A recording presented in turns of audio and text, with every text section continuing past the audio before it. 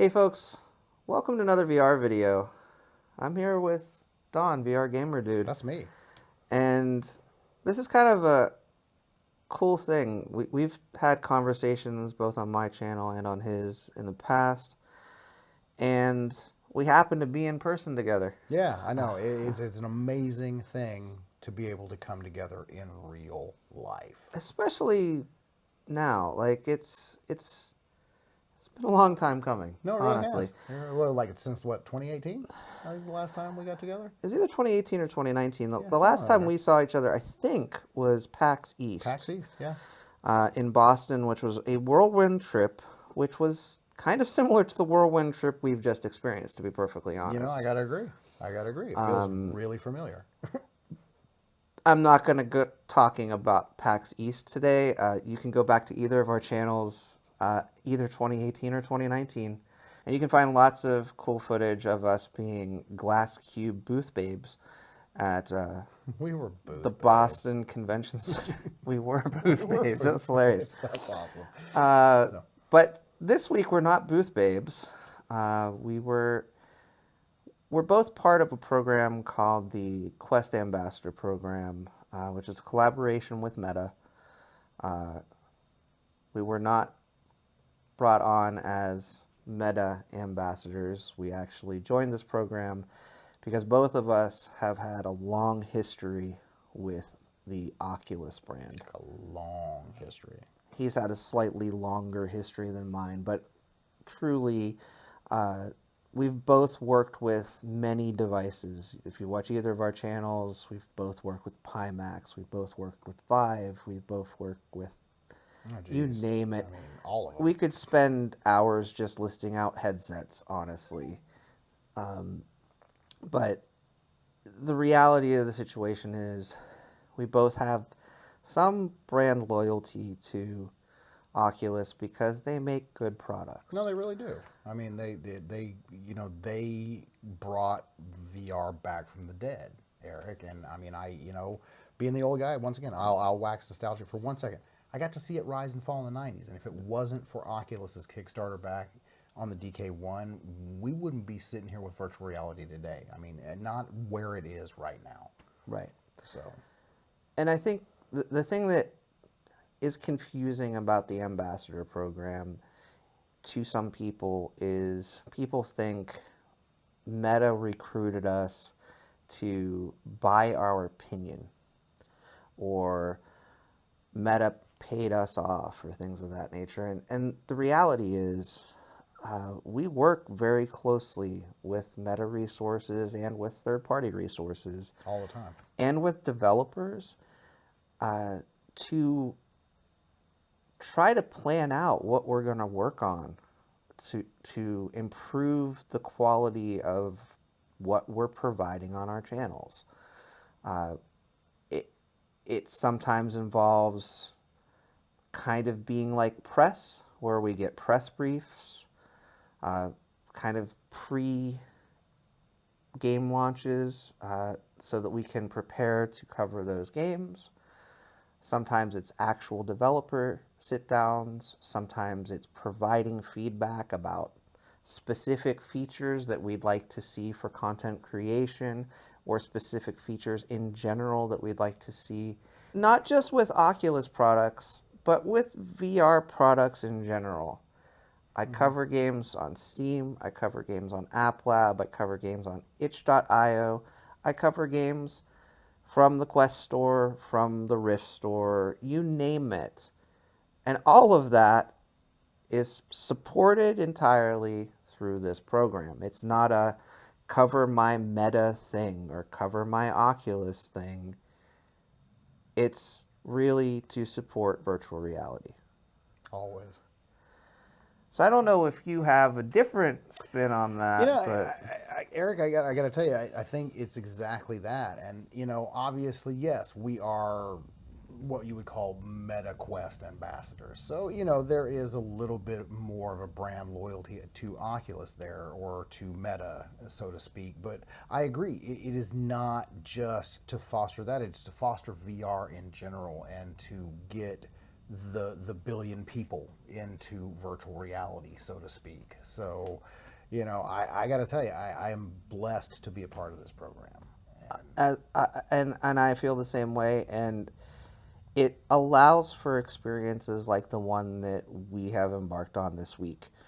Uh, a very short while ago, the representatives that work with us reached out and said, "Hey, do you have availability first week of May for a few days to come to Burlingame, California?" Which for me, I have that was a pretty availability long drive for you. pretty much every day to go to Burlingame, California. I Yeah, eat here pretty regularly yeah, because I live literally over the hill from where we visited this week. absolutely. Yeah. Um, I do not. but through the program, what was amazing was they flew. They actually offered it to the entire ambassador program. Unfortunately, some folks couldn't make it, but there were, I think, 13 or 14 creators affiliated with the program that got to come out here. And we've been talking in Discord and Twitter and YouTube and other places for months now. I've been in the program since last November, I think, We around the joined same right about time. the same time. Yeah. And what I really want to stress is when we joined this program, we weren't told change your content or told that we have to have anything approved or what have you. Like they said, you make good content, keep doing that. That's it. And that's all I've done. That's all Don's done. And it's remarkable that for some reason they still like us because sometimes we're not really all that positive about what we're talking about. Well, there's times that that's merited. So, Exactly, exactly. And with this particular relationship with this brand, they see that because they see our content and they work with us to try to improve those things. So I just want to stress before we start talking about what this experience has been about, that's really what it's all about. mhm. And my hope is that this helps not just ourselves as ambassadors within this program, but also other content creators, developers to have a better relationship, and just general exposure to both the current VR users and people that might not even know what VR is, which is the same goal I've had since I started doing The this beginning. stuff. Exactly. I think that's why a lot of us started. Exactly, exactly. And that hasn't changed at all. Mm-mm. Uh, so we are here in Burlingame, California right now. It is the end of a exhausting 2 days. Some I good exhaustion, though. Yeah, I described it when someone asked if they could come hang out with us. I said, look, literally, this is like if you went to an amusement park and you wanted, it was a huge amusement park and you wanted to see every single thing and ride every ride in a single day. So you get up at the crack of dawn and have breakfast and you get there before they open and you stand at the gate and you try to go in and then you stay until they close and they're kicking people out. That's what this has been. It's kind of what it felt like. I agree. It's been a whirlwind. I mean, let me tell you. I mean, from the get go. I mean, we had what, like a couple of weeks notice. Yeah, it was a short window So of time. I mean, and there were ambassadors coming from Europe. There Yeah. were, I mean, from all over the world that I had to personally like move hell and high water with my own life schedule, and my work schedule to get out here, but. I wouldn't have traded it for the world because not just because of what we got to see, but because of the connections that we made. These are people that we interact with every day through Discord and Twitter and on groups, and we watch videos of each other, but we never really had that personal connection that we were able to gain through doing this. And honestly, of all of the people that were here as part of the program this week, you and I the only person I had met was you. Yeah, absolutely, same. And Um, so I've collaborated with some of these people multiple times and never met them face to face. Mm-hmm. And the only other experience I can say that I've had like that was when we used to have the OG Oculus Connects. Yeah, back in the day. And I'm absolutely hoping that we have that Oh again, God, me too. Please. whether it's this year or soon. And we heard similar feedback from Oculus employees this week, Absolutely. because I mean, this was honestly the first time either they or we really had the opportunity to do this in this type of a setting since the program started. No, yeah, I mean, and I think it was time though. I mean, I think that we had finally come to a point where it was feasible to do Exactly. this, and I mean, obviously, it centered around what we came here to do, and I mean, that was to see the launch of the Meta Store. And I got to tell you, it was absolutely fantastic. I don't know what your take on it is, but I really think that they have outdone themselves with this. I mean, and the fact that it is actually a very shoppable, very interactive environment, and it really brings home what we try to do every day on our channels is it conveys what these technologies can do for the consumer, and in a way where we can talk about VR 100 times, but until you put that headset on your head, you're never going to get it. And having the ability for them to go in and actually put the headset on and have their friends watch them on the wall, just outstanding. Um, I have a slightly different opinion. Okay. I, since prior to my channel, have been seeking out really like retail demos of devices, even the ones that I have in my home, and I've gotten crap for that Mm-hmm. because I wanted to see what the experience is like. I've done Rift demos at 6 different retail stores. And I've had very similar experiences as a user to what's available in the store. What is different in the store from the VR front is that it kind of becomes a spectator experience. And I will say, you also had sort of a spectator experience when you went to Best Buy or I can Microsoft agree with that. Store I can or agree with that. what have you. Uh, the Meta Store also gives you the ability to share, though, a very small clip of your time in VR socially. And one thing that people need to understand is virtual reality is a very social thing. And when I started working with virtual reality, I thought this is the most isolated thing in the world because I'm putting this box on my face and covering my eyes, and no one else can see what I'm doing in my screen. And when I started going into multiplayer experiences, the majority of it is little kids. This is true. And I don't really, I'm a little older than those little kids. I don't really participate in their humor or things of that nature. So I tend to jump out of that experience and either spend time with people like Don or visit these very intended to be social applications alone and explore that world as a world of its own. So from a VR standpoint, it's a Quest demo. There are 4 games that you can try. I think you tried Real VR I Fishing. did real VR fishing. Yeah, I think they Um, had Beat Saber. We had Supernatural and Golf. yes, Golf Plus Golf Plus. by That's by right. by Golf Top Plus. Golf. Yeah. Um, I did not actually do the experience. So tell me, was as a user the experience any different for you?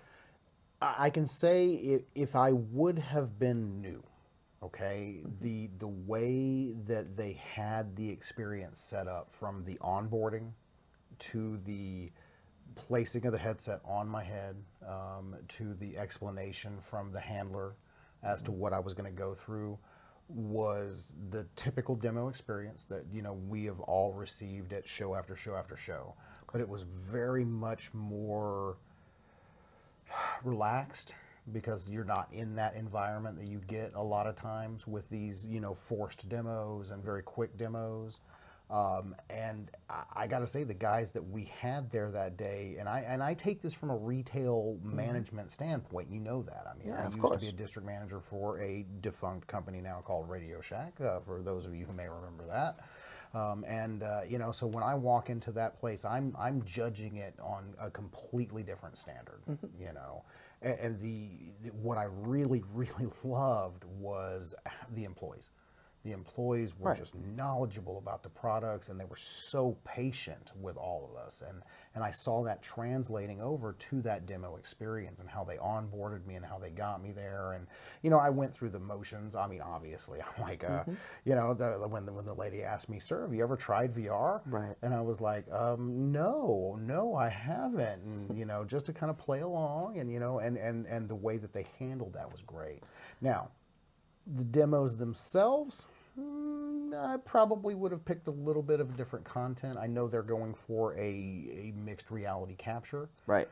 So obviously that is going to limit the content that they're showing in there. And I Exactly. think that you are going to start to get the hardcore gamer that goes in there and they want to try something a little more Different. robust.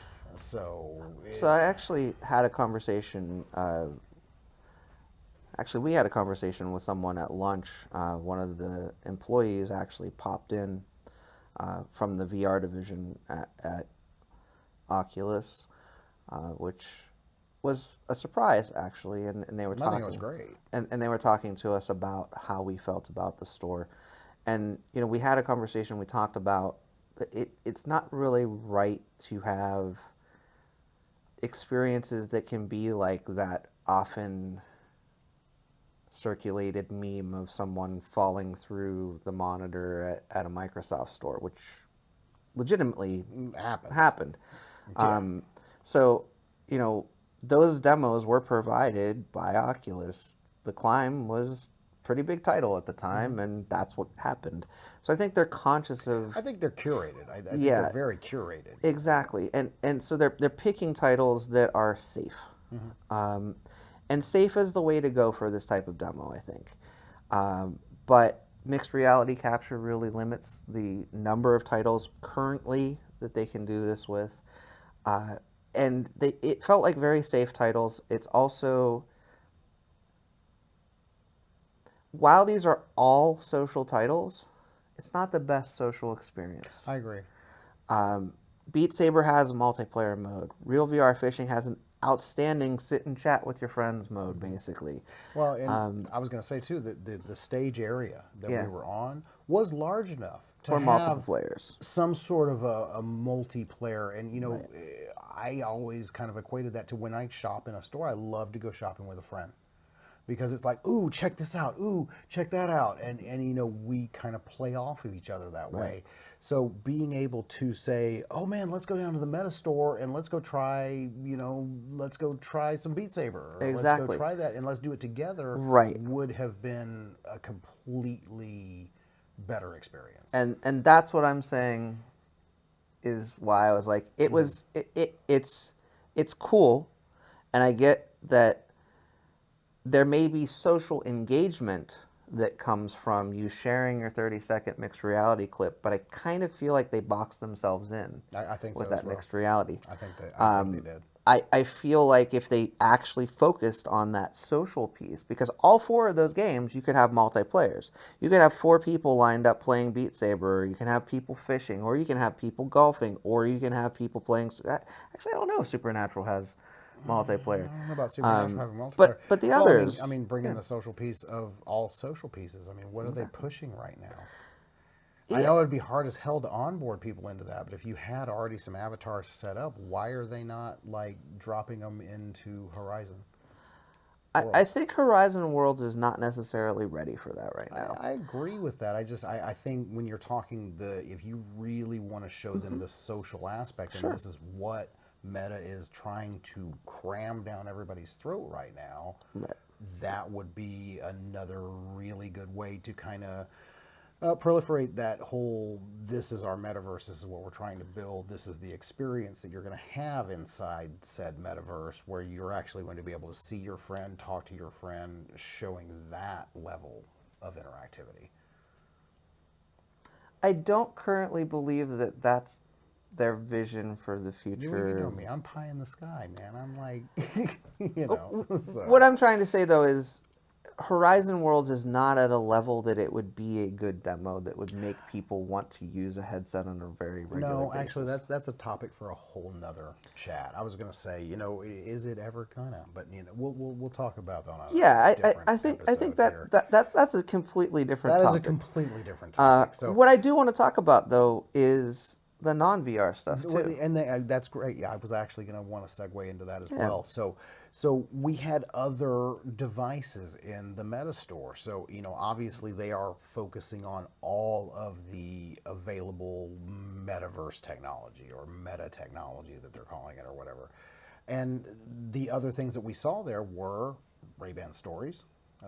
Got a chance to use those today, and I got to tell you, I am very impressed with these glasses. I know you have used some other, yeah. I guess they call them smart glasses. I don't know that I can call it smart This glasses if is it doesn't have a screen. so.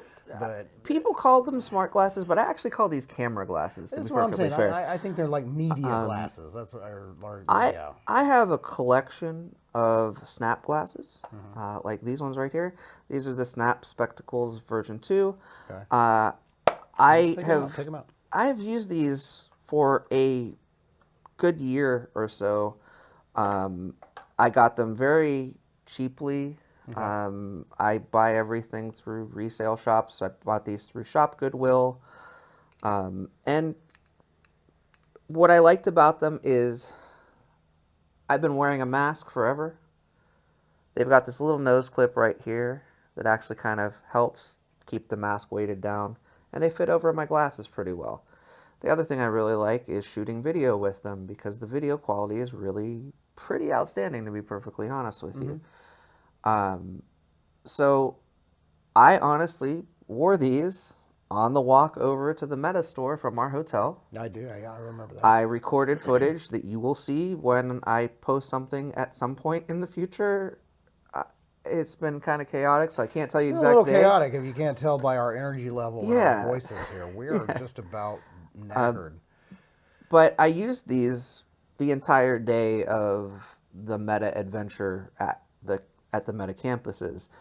Um, Not in any way knowing that they were going to hand us a bag that had those in it. Had no idea. Um, and I didn't want to like the Ray-Ban stories. So now that you got a chance to use them all day today, though, tell me why you like them. I did not want to like the Ray-Ban stories He did because not want to like the Ray-Ban stories. He really didn't. I really like these a lot. And I assumed that the Ray-Ban stories were going to be uncomfortable because I already have glasses on and I can't not wear glasses. Let's test that. Yeah, You guys don't normally see me in my specs here, so I do take those off for light glare when I'm recording. But I'm happy to say, now granted, my glasses are small. Okay, I do wear small glasses as because do I. I chose them for under, headset use. But I'm blown away by how well these fit over my glasses. And here's why. The pressure is here. It's like it clamps to my head, but not so tightly that it's annoying or something that I can't bear. And what that does is that keeps them kind of hovering away from my glasses. Yes. And it doesn't have that double glasses feel. So, And I do have to say, the Snap Spectacles have that double glasses feel. yeah. Absolutely. I also had seen previously only video footage from the Ray-Ban stories. And the video footage didn't seem all that great. Whereas, like I said, The Snap spectacles make pretty good video quality. Yeah. But I had never, honestly, until today, seen an image, just a still image, exported from Ray-Ban stories. And I think we're talking a native 1080p image Right. is what these give you. Exactly. So And I think part of the problem that I had with the video itself is kind of warped if you put it at like a 1080p from the stories, whereas the spectacles actually kind of gives you a very nice clean crop. Um, the stories, if you put them in kind of the square 1x1 mode, look okay, okay. um, from what I've seen. But again, I had never seen a still image from them. So today, my plan was to use the stories for a few minutes, give up on them, go back to the spectacles, use the spectacles for the rest of the day. And I ended up spending the entire day, and Don can attest to this, using my stories Nothing to but the take stories. Yeah. pictures. I did not pull out my phone. I did not switch to my spectacles, even though I planned to do so. And I didn't shoot any video. And it doesn't matter, honestly, because I captured moments. I captured people jumping in the air. Yeah, I was impressed by that frame rate. Yeah, like I can't even capture that using my phone device. Like it wouldn't. They'd be on the ground And by the time it and it takes was that clear. shot. And it wasn't blurred. It was extremely clear. Uh, Granted, we use these in broad daylight because they're sunglasses. So I can't tell you, oh yeah, they work great in concert lighting or they work great. I can't tell you that yet. But I came out of today okay with them, Yeah. very happy with how they fit on my face with these on underneath them, and I will definitely continue to use them. Yeah, same. You know, I had fully expected to pull these out of the box today, take a few snaps with them, throw a few Instagram pics out there, say, hey, thank you so much. I used them. And they were just going to go right back in the box, Right. you know. And I got to say, now I want to explore more of what these things are capable of, not just the pictures and the video. You know, I want to start exploring the off ear audio. Exactly. I want to actually start using my assistant functions, and I want to take a phone call with them. And, you know, so I guess smart glasses in the sense that they do everything but have a screen. You know, I mean, the fact that I can use my assistant with them makes it valuable to me. And another reason I didn't want to like them is because I have the audio portion of that I've worked with Sony, as part of their Future Labs program to help build up. Yeah. So I use the Sony Link Buds pretty religiously, and those are kind of my go-to because they're not closed off in the air and you can hear the world around you. What I noticed, and I have only very briefly tried the audio function, to be perfectly honest. We were on a whirlwind tour of Oh, San and Francisco today. whirlwind. I mean, so much Literally wind. wind. So much wind. Yeah. And it so I didn't use the audio function as much as I would have liked to be like, this isn't an evaluation of that, is what I'm saying. Yeah, no, it can't be. I mean, we weren't in the right environment for But that.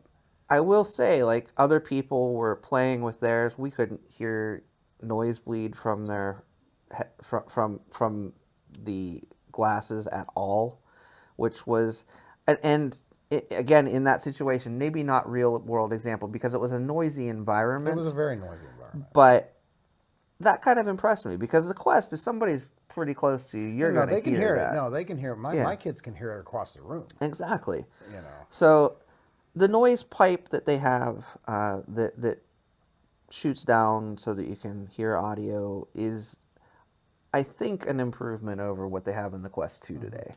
That may carry over into other VR or AR Well, devices. yeah. I mean, I can't tell you. Yeah. Not yet. Time will tell. Yeah, I mean, exactly. But going back to the store experience, I'd never touched these things never, before. never seen them, seen ads for them. Yeah, You know. and I got these glasses recently, and I could have gotten Ray-Ban stories, and I got a sales pitch at Lens Crafters that was about 2 seconds long. Mm-hmm. That was, oh yeah, those things, you can take pictures and listen to music. And they give you the selection of frames to choose from, and that was it. Mm-hmm. The thing, again, going back to what you were talking about, that is different at the Meta store is they have the whole selection of frames there, and you can do just that. You can walk in and not talk to a person, Mm-hmm. and they can point at the wall and you can look at them. But you have people that are extremely knowledgeable about the product that can tell you what they're allowed to tell you about that product. Like, there are certain things that have not become public knowledge yet that they legitimately can't tell you. Obviously.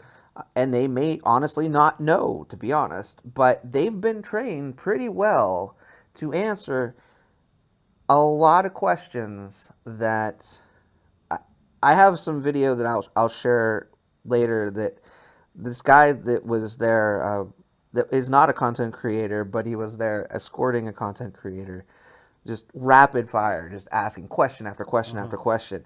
And the gentleman that was demoing this product did not flinch and answered honestly every one of If you're those talking about questions. the Ray-Bans guy, he was Yeah. phenomenal. And there were two of them, and they were Yeah. both just as good. Yeah. Um, they have a demo phone that they pull out. You can actually play with them, Mm-hmm. take photos, take video. Well, like I said, and every one of them was live. No matter which one you put Exactly. on, it was ready to go, Yeah. and you could test it out fully. Exactly. And the thing that was cool was like I witnessed every feature of this thing being tested in a 5 minute span. Mm-hmm. And that's what it takes is that 2 to 5 minutes can sell you or dissuade you from Well, I can tell you from products. a sales perspective, I mean, you're going to make that sale in the first 30 seconds Right. of your presentation. And like Steve Knows was in the store with us. Mm-hmm. He played with them. Fluffy played with them. Mm-hmm. Like I looked at them Mm-hmm. and I watched. I was there more to evaluate how the You, employees worked. yeah, I was going to say you spent a lot of time talking to the employees and doing the portal demo, and Yeah. then I spent more of the VR time, Right. which is just that's just what I know. Yeah. And then yeah, and like you said, those guys, and I know Tech Manju was over there. He Yeah. spent a lot of time talking to them about these. But the employees were so passionate about your interest and your excitement on the product. Your experience. They were Exactly. there to create an experience, Eric. Right. And that's, and I'm telling you, that was what made the entire thing gold. Right. They made the store. Right. And and I and I can honestly say I think that's why you have a different opinion of the VR experience because I didn't get to experience it. Exactly. And I got to see the tail end of it, if that makes sense. Yeah. So from an outcomes perspective, it didn't really measure up to what I'd like to see. Yeah, and it was, and I think if you would have gone through the whole onboarding, and you would probably have looked at it with the same eyes that I did of the, what is the first time VR user stumbling into the Meta store? Right. Okay, what are I have never seen the VR Right. before. Okay, they set it up so nicely and so perfectly as to what I was about to experience and how to get in, and I mean it was just it was the right amount of hand holding for not just a new user but also someone who is accustomed to it. So I want to ask you a dumb question. Okay. When you were done with the experience, did they say, "Welcome back"? I can't honestly remember.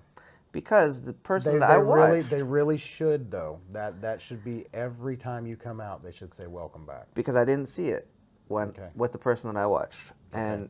and Well, there you go. Anybody from Meta watching this, that needs to be SOP. Okay, the minute the people take off the headset, they should say, "Welcome back." I just wanted to mention that I hate acronyms. He means standard operating procedure. I know. I'm sorry. I'm an acronym It's guy. all good. You know, so. So yeah, so we got to try So we did. We got to these out. try these, and they're great. And charging case, even. I mean, you put them in the case, and the case charges them. Yes, It is great. you put the snap spectacles in the Yeah. case, Well, I didn't have and the you can snap charge them. spectacles, You Eric. put So this you is my put first. the Bose frames in the case, and you can charge them.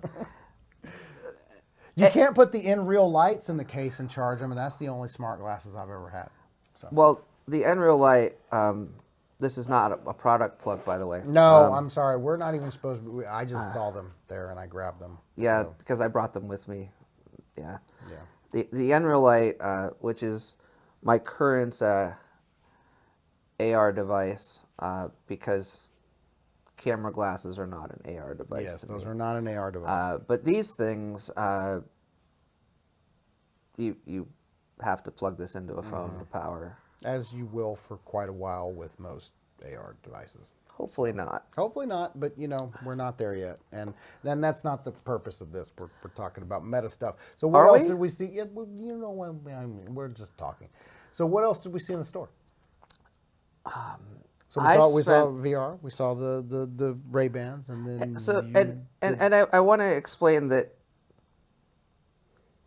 while I consider Ray-Ban Stories camera glasses, and Don considers Ray-Ban Stories camera glasses with audio, the people working at the Meta store and really the people working on the product consider this a first step to an augmented reality device. Well, and I'm not gonna lie, future thinking, I can see it. Oh, I yeah. could totally. What was I telling you? The minute I put those on, I was like, oh my god, if these had the capability of those other glasses, mixed with all of the cool functionality that we already have here, you got a home run. I mean, and we know that Meta is after, they're chasing AR just like everybody else is. So I could see that at some point in the future. So going back to the Nreal Light, which is basically the DK1 of The DK1, we're in this DK1 stage. form factor of an AR device. Heavily copied already. We're not going to talk about who copies who, but Yeah. either way, this is the form factor that's currently available in an AR device. It is really rough around the edges. I don't remember the first experience I had with it. Actually, I do remember the first experience I had with an Oculus device. It was a demo of a game that never released, that won a Oculus Game Jam, that was a sort of flight simulator. What was it? I don't remember the name of it, but it was not very good. And I dismissed the headset because I had this not very good experience with this game. Going back to why experiences Important. are important for first-time VR Right. users. And that's why I saying. think having those safe experiences are good. Okay. I just think the whole pitch for expanding and making it an everyday use, stepping into a virtual or augmented world situation, bringing a billion users into that type of ecosystem, it would be better to not have it be an isolated single individual experience. I agree. But the majority of the time that I was in the Meta store, I spent having a demo with several of these things. Like lots of different versions of it. Lots of these. This is a Portal. There's also a Portal Plus, which is a larger version of a Portal Go, which is a smaller version that has a nice little handle. Kind of wish they'd given us that one because that one was kind of cool. That was kind of cool. I'm happy to get Get what anything? we got. I mean, it's kind of cool. But this one is the base model Portal, The other one that they had was the Portal TV, which has no screen, but you just plug into your TV, and it kind of functions like an old school Xbox Connect. I was gonna say it looked kind of like a very small old school Xbox Yeah. Connect. Uh, Speaking of Xbox Connect, the thing that I did not mention is the mixed Oh, reality the Azure. that's being projected on the screen. Hmm. Not necessarily what you get as a clip, No, no, I know just so that you what know. we're seeing on the But what you screen. see on the screen in the store is actually is a projector that's being projected from an Azure Connect that's Uh-huh. in the corner of the store, which I found kind of interesting because the folks that work at Live, uh, Giant Socks, made that happen for Uh-huh. Live many years ago, Right. and I played with it and got it working on my system because I didn't have a green screen. It was perfect, uh, with some imperfections. And I will say the in-store viewing experience when you're a spectator is It, completely imperfect. it was not that great, No. guys. It really there was a lot of lag. It was good to the point where if your buddies were sitting there watching, they're still going to be like cheering you on. It's going to be good. And Yeah, you're going to see things like the high score. You're going to see things like hitting the beats with with the sabers. I'm sorry, I'm tired. But like making sure you hit those blocks, making sure you cut through them, seeing the score, seeing the multipliers, seeing all the it's not going to combos. be like It's not perfect mixed reality. exactly. That's what I'm trying to go for. I felt like the clips that you guys have shared from the experiences used actual true mixed reality capture. The fishing clip that I shared was spot on. Yeah. I mean, it was great. And that looks great. But that takes a little bit of on headset processing Uh-huh. that they're not taking from the headset and then putting on the screen. Right. So it's not exactly the same experience as a spectator as you're going to get in that little chunk of gameplay that they share with you.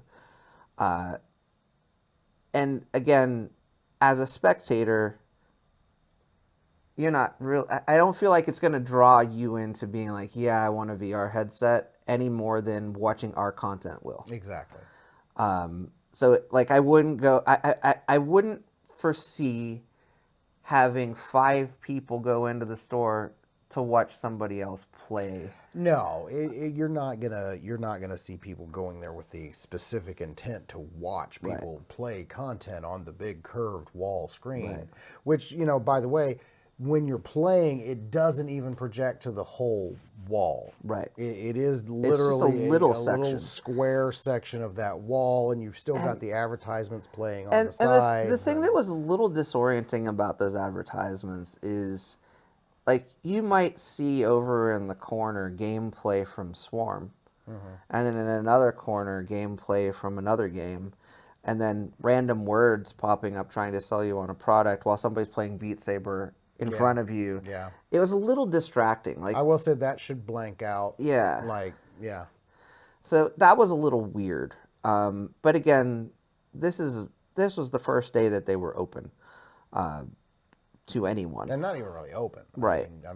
Like, geez, we were like the first. What? How many do we have in our group? 14. 14 people in the Yeah. So like store. the first 14 people outside of Meta employees to actually even see this thing. Right. Um, at least that's what they told us. Well, that's what I believe them. I mean, So, and that's the other thing. I've completely deviated from Portal. We'll go back to that in yeah, just we'll a get back to second. Portal. But we actually, when we got to the store, were welcomed by the people that set up the store, Yeah. like the manager of the store and his colleague. And they explained a little bit about why the store exists. I'm going to let Don talk about that because it involves words I don't say. So, do you Well, recall that conversation? I'm really tired. Mm-hmm.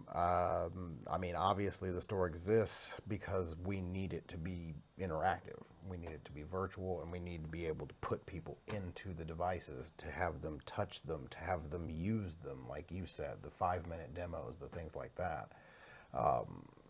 Why does the store exist? Don doesn't remember why the store I exists, don't. but I was like bullshitting my way all the way through. no, that's totally fine. Uh, He got most of it right. So, I so did those get most of it. interactive experiences and having knowledgeable employees were important to the meta ecosystem as a whole, And retail in general. and So, their future state vision. yeah.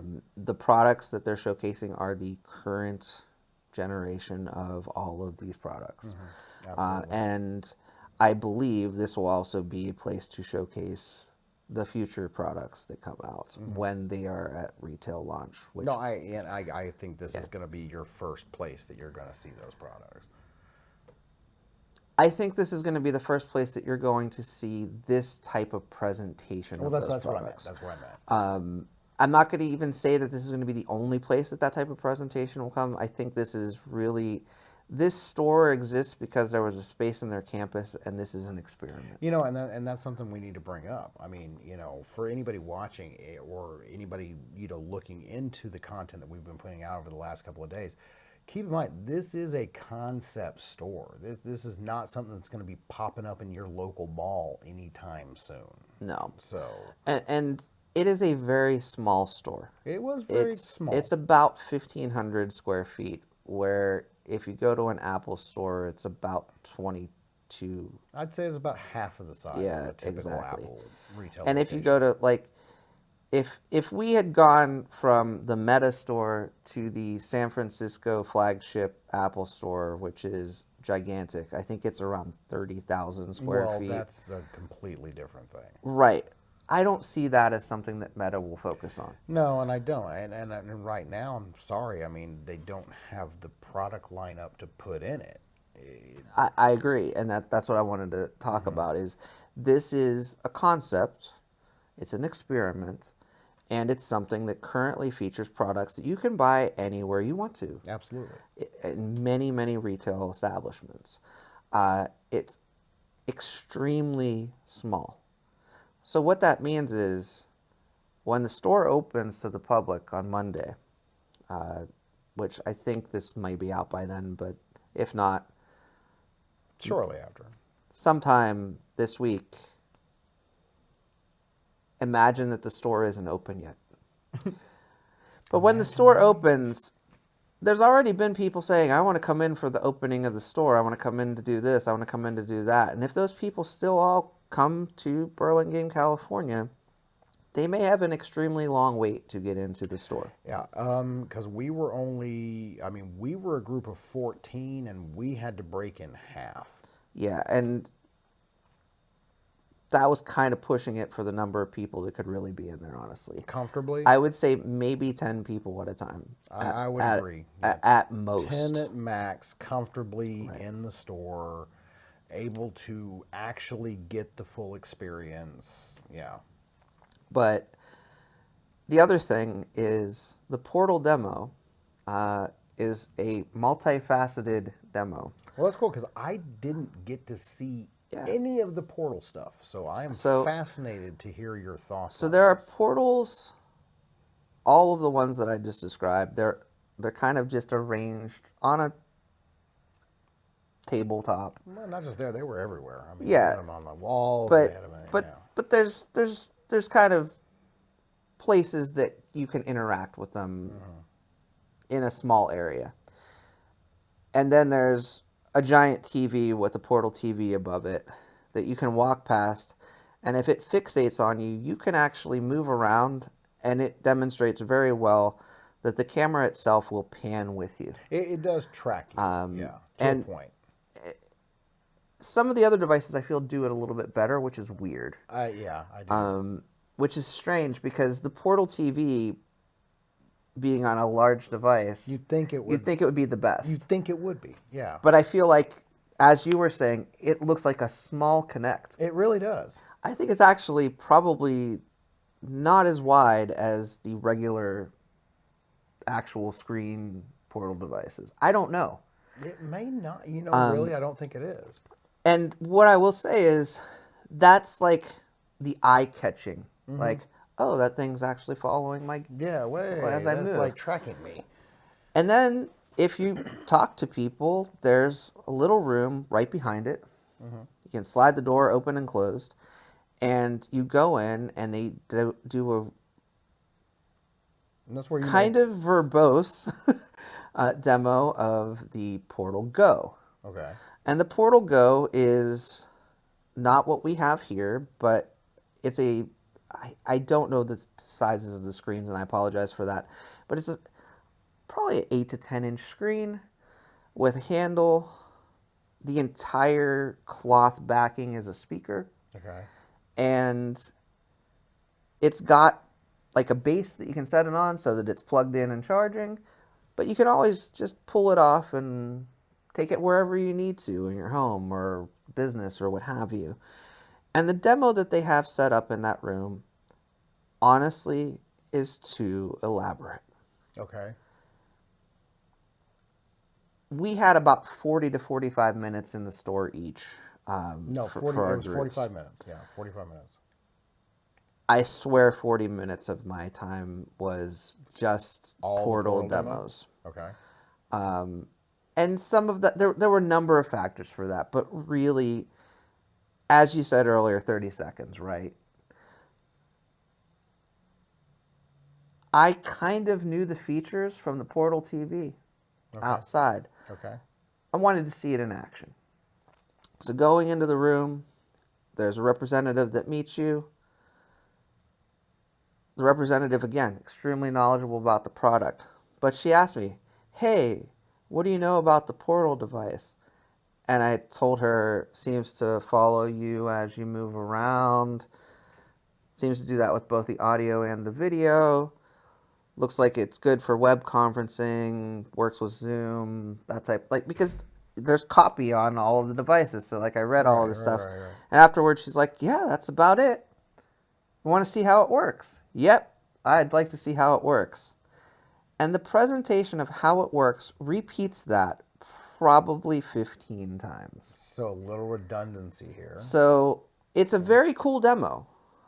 They actually have a little studio kitchen where there is a employee of the Meta store that interacts with the employee in the little room. Okay. They both have Portal Go devices. The employee in the kitchen trying to prepare lunch or dinner or what have you gets this call on their Portal device from the employee in the room. They do a great set of interactions. They show off things like AR filters. They show off pulling up a recipe on the device. They show that you can do your Zoom call or WebEx or Blue Jeans or Microsoft Teams. Like, this thing supports pretty much every web conferencing tool at this point, which is impressive, to be perfectly That is honest, actually impressive. because a lot of similar devices have cropped up, especially during the pandemic, I and was gonna it's say, like, is technology. This tech was like totally born of the pandemic. right, and but those other devices might be limited to one or two of those Right. services, This where does this it all. one pretty much Okay. catches it all for web conferencing. Okay. But they showed it in a kitchen setting. Like, he's going to pull up a recipe for tacos, and that's kind of cool because it shows like you can use it for other Yeah. things than a business setting. But it was too elaborate. And what may have stretched it is people kept coming into the room. Like, if it was just a one-on-one interaction or just your family or just your group all goes in at once, maybe it would have been a little bit shorter. But both the person in the room and the person on the other side in that kitchen studio reiterated every step of the way, this is what it does, this is what it does, this is what it does. I think if they shorten that script Uh-huh. to 3 to 5 minutes, it's a killer demo for this device. Like, I was absolutely sold on this Portal Go device that I had no plans on ever touching Uh-huh. from this, because I work all day. I take calls on WebEx, I take calls on Zoom, I take calls on Microsoft Teams. I have one laptop screen. That's kind of dangerous, especially if you start getting direct messages from people that are related to the other people that are on the call and they pop up on the screen that you're sharing or other things like that. And that happens No, it does. constantly Oh, it constantly does with in, a in a shared business device. environment. So having a second screen alone was like, this is kind of cool. Uh-huh. But having that portability also was like, not that I would take it into the bathroom, but like maybe I'm going and getting a package at the door. When that happens, I'm like, oh, sorry guys, I have to turn my camera off. So here's my counterpoint, right? And I gotta ask because I have not played with Portal yet. Sure. What would differentiate something like that versus me just having a tablet? So, not much Okay. is what I would say. Okay. But I will say the audio quality on it was outstanding, Okay. to the point where I don't. Do you have a smart home device like? We have the Google, Yeah. like the whole Google Mini So thing, you have and the Mini, I right? do have the minis. Okay. Yeah, I I had don't have the full speaker, so so so there's multiple varieties of of that. course, I have not. So caveat: I have not tried the regular Portal yet. That's sealed the in the one that box that we've yeah. got, yeah. Yeah, so I don't know what the audio quality is like on that one. But the Go had pretty awesome Well, and you audio. said the Go was designed as a Yeah, portable speaker as right. well, so So that particular device, the audio quality, both spoken because you could see that interaction, okay, and the audio quality just coming from the device was very good. okay, So I think, tablet devices have tiny microphones, yeah, not great speakers. okay. So, but from the portability So perspective, I there's a see what you're not, but saying. I can see. Okay, so that would be a good differential. Exactly. Then is the audio quality. Okay, But the panning thing is kind of cool. I've started to do that. I have a plugin called NVIDIA Broadcast. So in my videos now, I don't go off camera because it'll actually that's pan nice. with me, which is That's kind of cool. that from a content creator's perspective. That's really cool, actually. So that on the portal, honestly, we can't use it to make videos, but we could use it for like this type of conversation. Absolutely. Like we could totally do a Zoom call or what have you, and utilize those features with the portal. We could have legitimately from room to room in the I hotel. actually had that idea at one Yeah, point. yeah. We could have just done that for this video. Okay. Um, Well, but I can't wait to try mine. I mean, yeah, it's definitely something that we will be doing another portal call. We had right. talked about that, a little coast to coast portal call. Yeah, Kind of check it out, but yeah, very just once again, I mean, just blown away that was in our bag, and yeah, it's definitely something. Yeah, as a Star Trek fan, it's the view screen, guys. I mean, yeah. it's like I've been preaching that for years. Our phones have had that capability for years, and Right. nobody uses it. I mean, you do very rarely see it, and I would love to see us get to a point where we do have more face-to-face interaction and Yeah. more technology that allows face-to-face interaction and collaboration. So The thing about a phone is a phone screen is not very big. no, it's not. I mean, So even the larger phones, it's still right, 5-6 inches right, max. So and that's kind of the differential between the portal devices. Also, is the size of the screen. I agree. But there are some limits to the portal as well. While it has some portal apps, you can get most of those web meeting applications legitimately loaded on. Let's say you want to watch one of our YouTube videos. You have to go into the web browser and Interesting. type in So youtube.com. no app for that. So there's not, it's a very limited app. So so Actually, so let's so talk about that. so That's what you're saying kind of is like the there's not Unreal an Light. app for that. No, stop. We're not talking about it real light So, today. so We'll do a whole other thing about the state of AR and Unreal at some point, I'm but sure. it's just, it's got a very limited actual app library, and everything else is really just accessing the web, which is okay, but I'd like to see, I mean, honestly, like these devices have been out for a couple of years. I felt like if they really wanted to expand it, they would have done it by now. They have expanded And which meeting services work, and they've added a couple of like recipe services and things like that. But it's not at a level where it's like going to so Google Play or the Apple and App and Store. that kind of brings us back. So we both kind of agree that this might have been tech that was kind of born out of the pandemic, and now that we're kind of Right. getting into the hopefully in stages of all of that, or closer to that, I could see that maybe that would not be something that would be worked on as much. Right. So an experiment that I really want to do with this device. Okay. I use Oculus.com casting for all of my Ah, videos. interesting. I Didn't think want of to that. see if I can open Oculus.com/casting on a Portal device, use the camera from the Portal to track me, and maybe not need to leverage the computer as much. I do not think this is going to work, but it's going to be an But I'll tell you experience. what, that's an interesting hypothesis. Exactly. You just got my wheels turning. So, So, right now, the portal is not useful for anything VR, AR, except for these AR it's filters. got the AR filters. Yeah, Yeah, but you can do the goofy again, stuff. my dear friends at Snap have AR filters. Instagram's had AR filters for a long It's not a time. new thing. It's not a new thing. It's cool that it's integrated into the device. I didn't need 5 minutes of So, people explaining that to me. so I mean, really, that brings, since it's not a new thing, and you're talking, it may be slightly abandoned. Does it have a place in the meta store?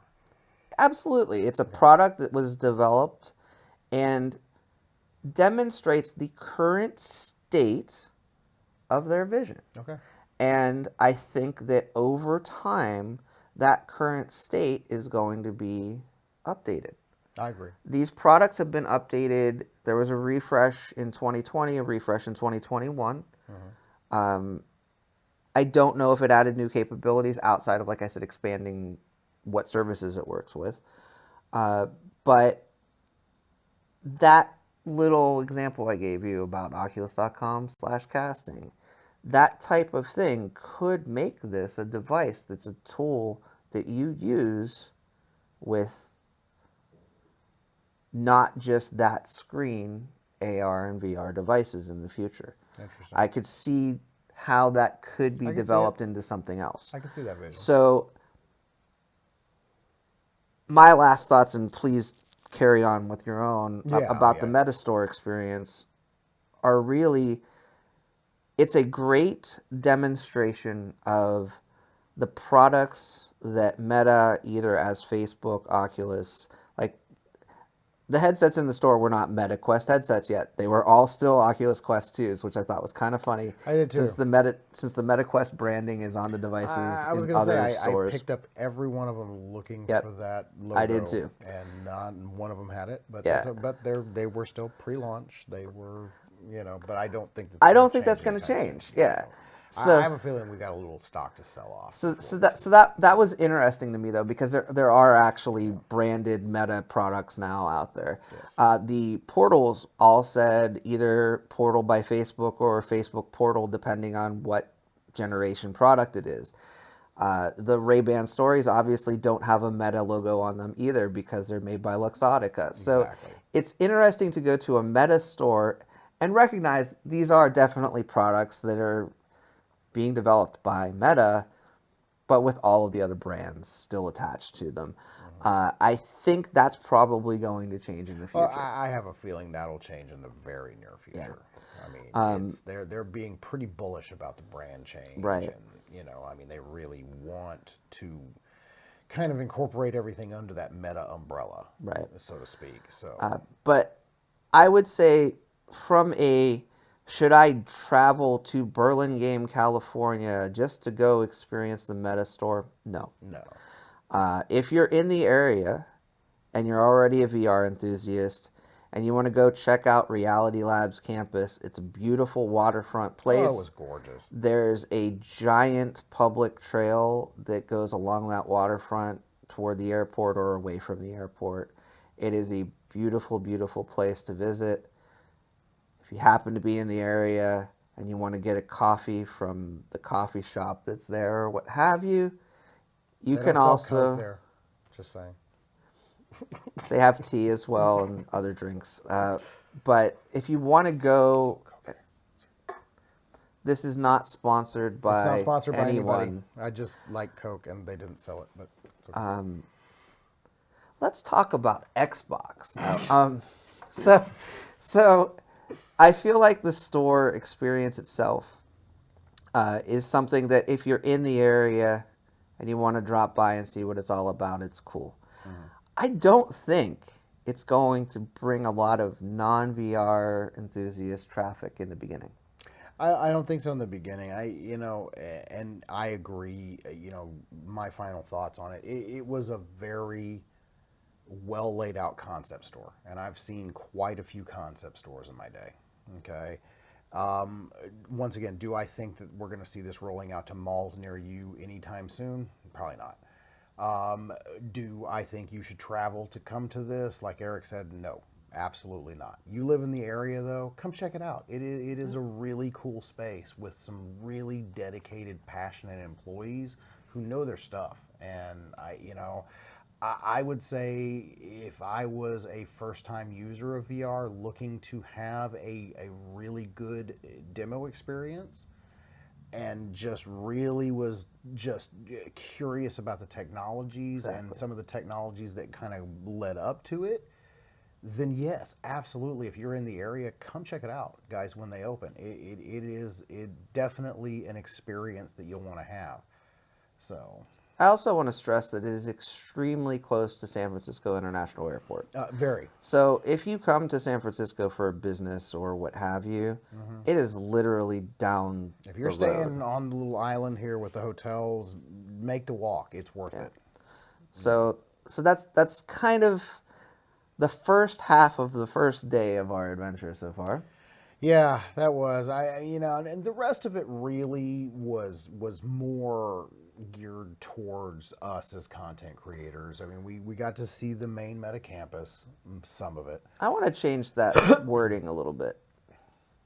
The rest of it was really for the Quest ambassadors No, okay, specifically. okay, I get it. Um, I say content creators because we did have specific discussions that are, yeah, yeah. but it's not entirely about content creation, is what I want to focus No, on. I agree. I agree. We, after going to the Meta store, which is at the Burlingame Reality Labs campus, which is where a ton of focus is happening at the current time to grow VR and AR. It is not the only campus that's happening in, but like that's kind of the No, Reality that's Labs their HQ at this their point. deal. Yeah.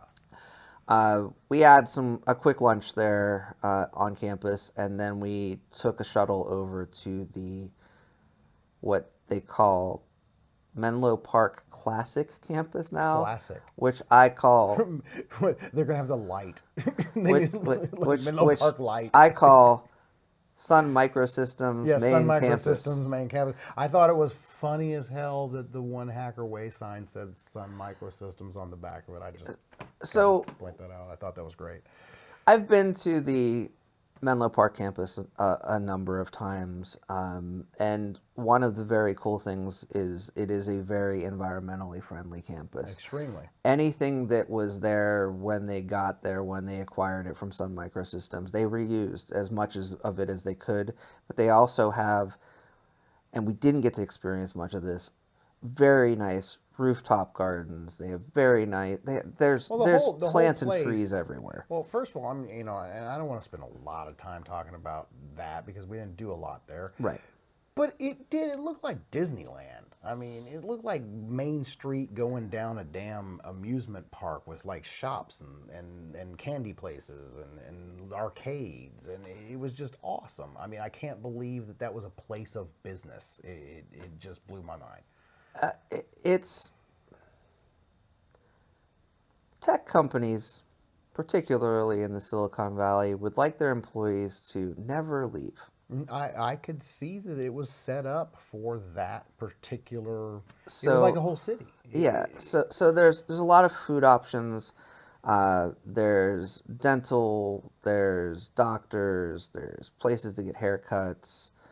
Uh, there's an arcade, which is honestly my favorite part of that No, that was campus. great. I loved it. So it's a Japanese style arcade. I'm sorry that I'm only talking about that, but it's honestly my favorite place in that campus. I've visited it, and it's a very cool little place to defocus or de-stress for the employees and their visitors who take advantage of playing Puzzle Bobble for hours at a time. One of the cool things about going to the arcade is we had some of the ambassadors had never experienced some of the games like Dance Dance Revolution. Oh yeah.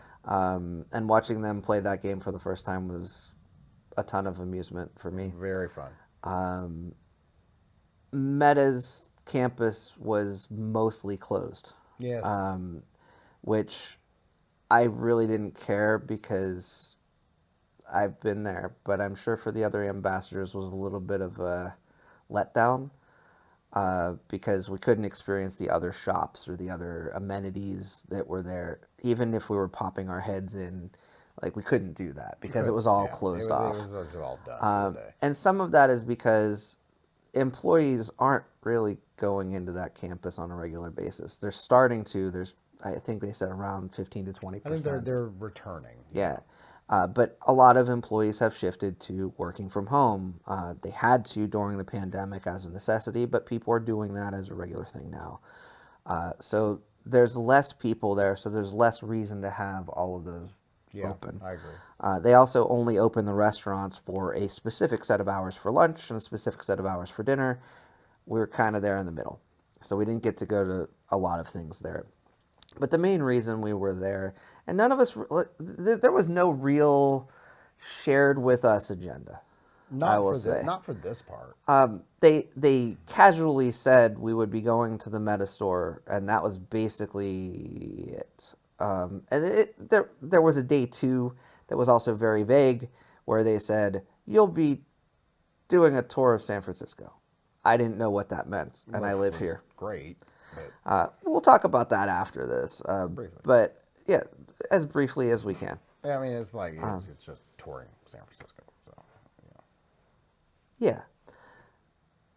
But while we were at the Menlo Park campus, we had a panel discussion with some of the people that actually truly do build out the tools, experiences, and games that we live in our content. It was awesome talking to those guys. And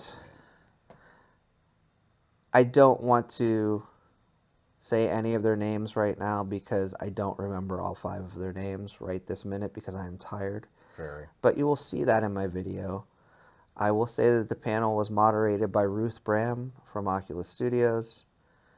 And the moment that sticks with me is that she really, first of all of these people could have worked from home, and they came into the campus to see us. To see us. I mean, that was just.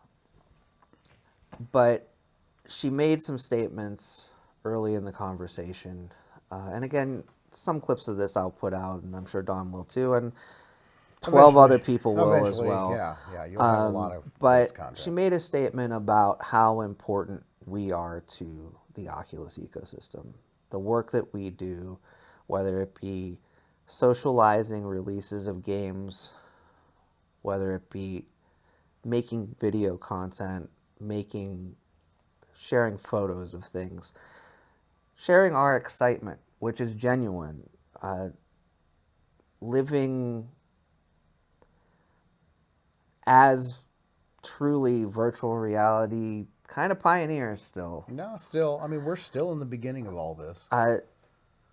And acknowledging that we make a difference to the work that they're doing on a daily basis too. Because that work that they do is what inspires us to do what we do. Exactly. It's such a symbiotic relationship. And so the discussion was, first of all, truly a discussion. There was supposed to be a format, I think, maybe that was a joke. It went off the I don't rails know. really quick. No, I think there was a format that just literally turned into a really nice, candid discussion. And we had representatives. We have a particular Meta contact, again, not naming names, that works with all of us as part of this program. And they arranged to have the people that work on particular products or particular areas within the company that we could provide feedback to or that we would have questions for. Obviously, many of those questions are things that they could not give us answers to, but we had so many actual exchanges amongst our group with them, and vice versa, Mm-hmm. honestly, through that I agree. Yeah. conversation. That really, I mean, it, there's a game called The Sims, where you have to try to satisfy the life of your characters, and they call it a sim meter, where like you want to keep it at a high range. If my sim meter when I went into this session was low because I'm just like I'm tired of making VR content, it wasn't the case, but it may have been for some of the people that were in that room. Uh, it refueled me for It's all the refueling. duration. Um, and it's very encouraging to talk to the folks on the other side of things. And Mm-hmm. Don, I know you do this too. Like I reach out to developers on a All the daily time. All basis the and time. I talk to different developers, whether they're indie or big, I don't care who they are. They're in this VR thing with us. We're all a community. And I've been to multiple Oculus Connect events, and I love those experiences of talking to the developers, whether it's in a hallway, in presentations, in the big expo hall, which typically has nothing to do with developers for whatever reason, in hotel suites, what have you. Mm-hmm. But I've never really, until this, had that back and forth Yeah. with the people directly at Oculus, outside of like tiny little Little exchanges. exchanges here and there, but not on that level of interactivity. Exactly. And I didn't feel like we were just there because we were special. I felt like as ambassadors, we were there and we were representing the rest of the community. Another thing is I felt like we were heard. I do too. And there are things that are completely outside the control of the people that were on this panel. Quite a few Even though things. some of them are at executive level within the company, there's a passion there to give us better tools, to give us better games, to give us better experiences. They really want to make this spectacular. I mean, And I think they were honest about right now it's not there. no, and right, we're just there are limitations.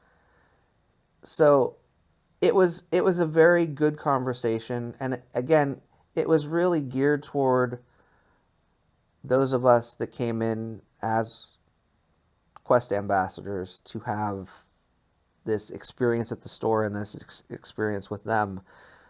But it really shows what a value every single individual in the VR community has. Mm-hmm.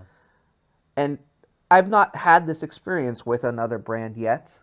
I can't say like I've gone into I have great relationships with other Oh yeah, manufacturers of I devices think and we all do. other studios, but I've not had this kind of full circle exchange at the level that This we felt had. different. This definitely felt different. And I feel like at least that those people in that room with us are focused on providing the best virtual reality and potentially future augmented reality experience that they can. And I think if those people weren't at Meta anymore, Mm-hmm. they would have that same passion. I agree. And that, again, was something that was just like, okay, Mm-hmm. we all get this. The session had absolutely nothing to do with Meta as a brand, really. Mm-hmm. It had to do with our passion for virtual reality Exactly.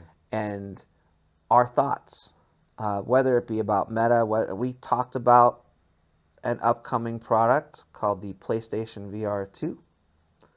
We talked about, for a very brief window of time, I believe, the Pico Neo. No, it's very, yeah, very brief. Um, but it wasn't focused on, there was no sales pitch, there was no No rah rah agenda. rah. No, It was talking about what we do like I said, it was a very and what candid they do. conversation.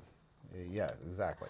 And I really, I will be sharing at least a portion of that because I think it really Same. acknowledges not just us as ambassadors, but it acknowledges all of those I want, people I within want, the I want, community. I want the people in our community to see the level of passion that these people had when they were talking about their individual products, like Resident Exactly. Evil 4, and I mean, just all of the excitement and passion and blood, sweat, and tears that went into making that Yeah. for us.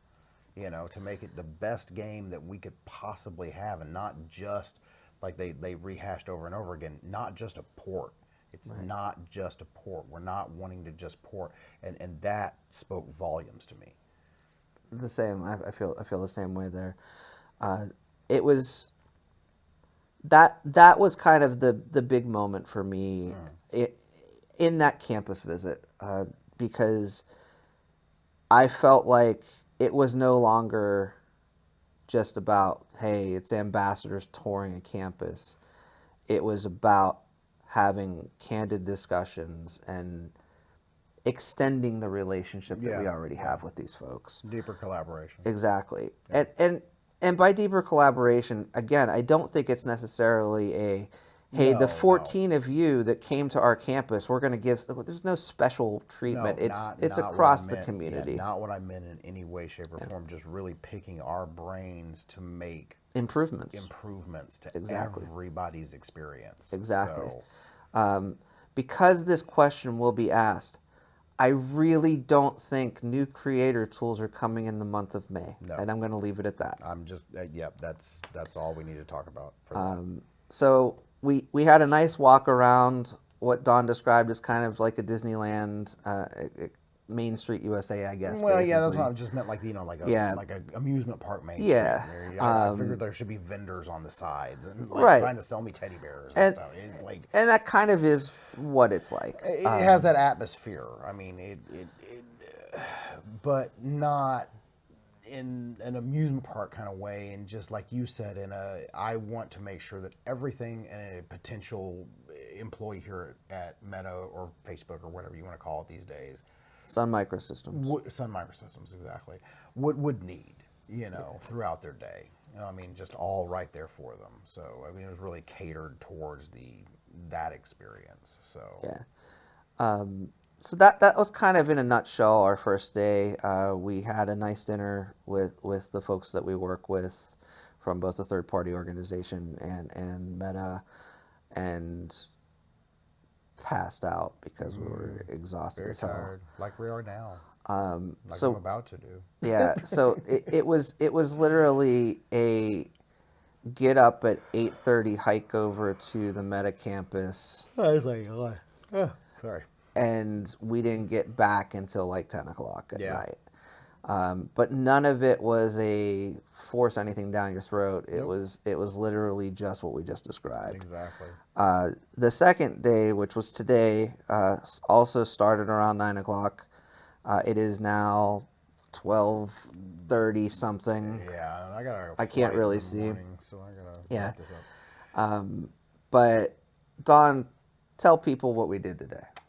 Well, considering that you live in this neck of the woods and I don't, we did all the tourist stuff, and Yeah. it was awesome. And of course, anybody who does follow me, I've been posting this stuff all day long, all the whole trip. But man, we just went out and did all of the sightseeing, kind of like Eric was talking about in the beginning. It was like having that pre-planned trip to an amusement park. We're gonna hit this and this and this and this and this and this. Had an awesome tour bus guide, took us to all the right spots. According to Eric, he definitely was the right guy because he knew where to take us to go to the Golden Gate.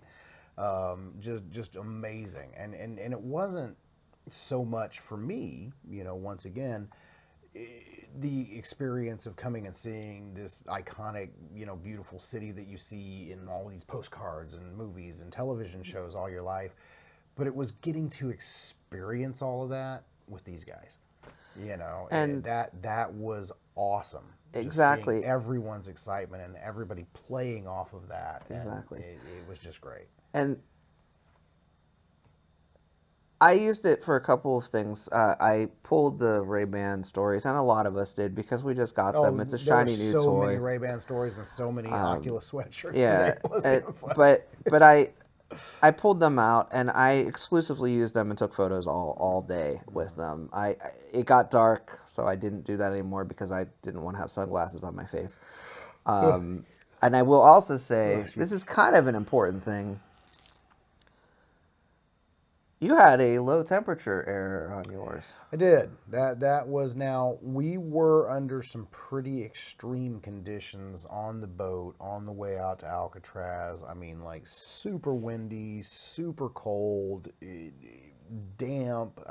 But yeah, I did actually, and I was really surprised that I got a message on my phone screen. I went to take a shot right as Alcatraz was kind of coming through the fog, and I wanted to capture that on video, and I wanted to get it from my first person perspective using the Ray-Bans.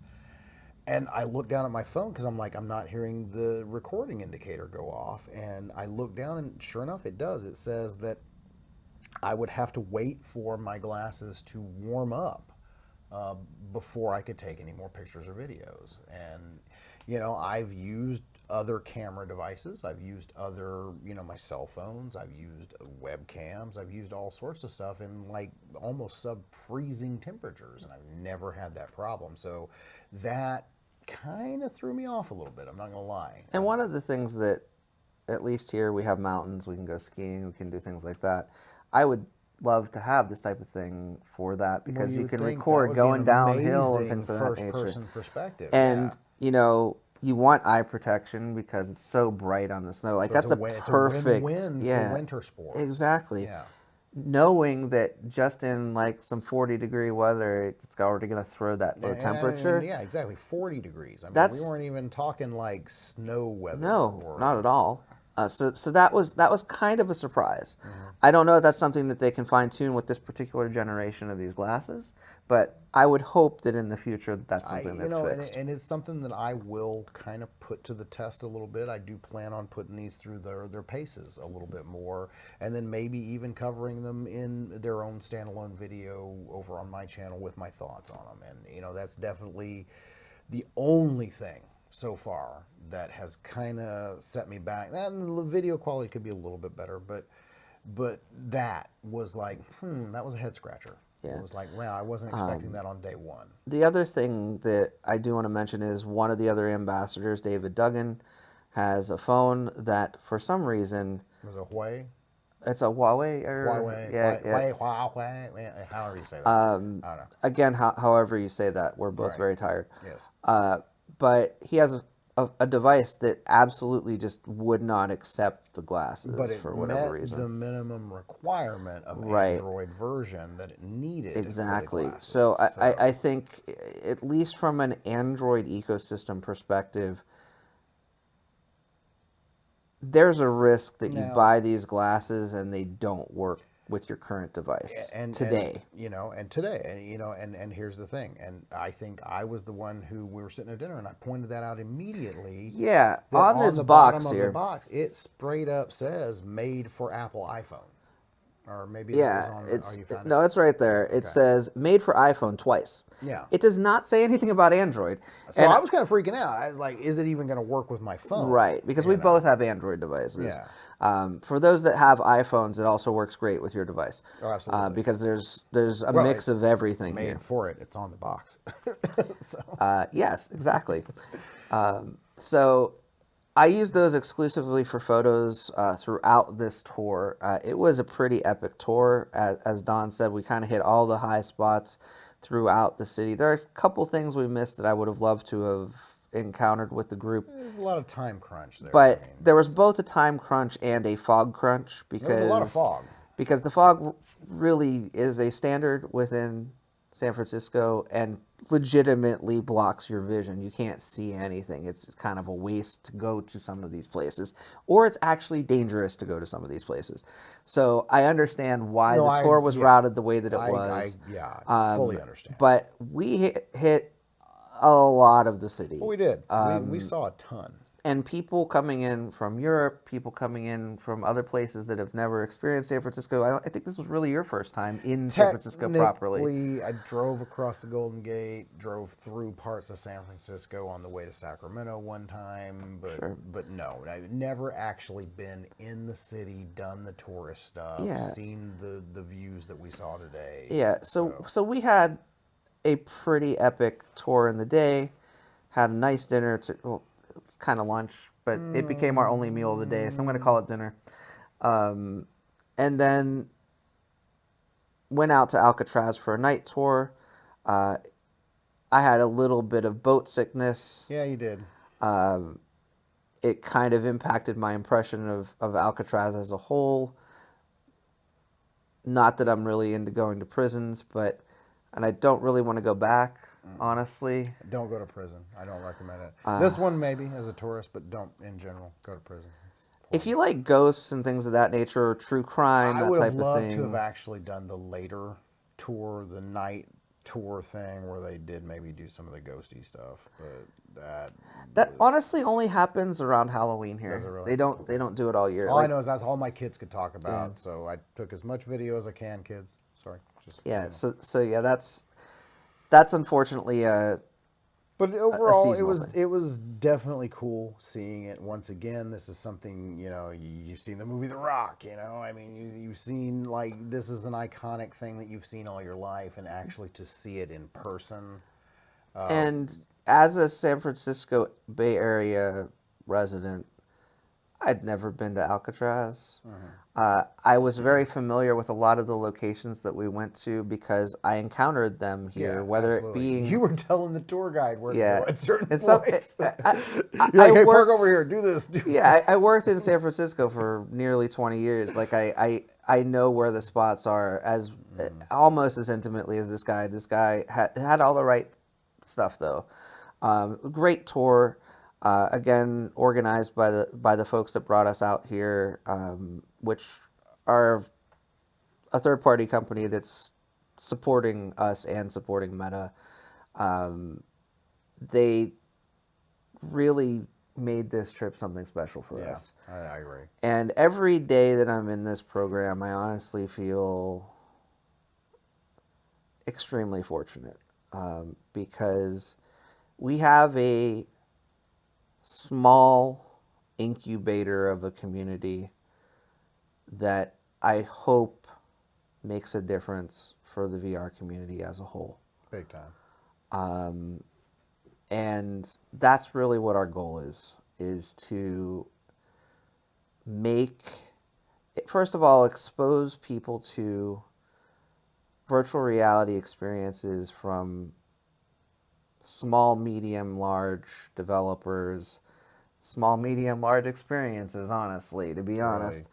Um, and whether that be with an Oculus device, Vive, Pimax, Pico, whatever, it doesn't. If you have something that kicks ass, we're gonna check it out. Oh heck yeah. And I love the fact that we have people now actually listening to that Yeah. and helping us to improve that.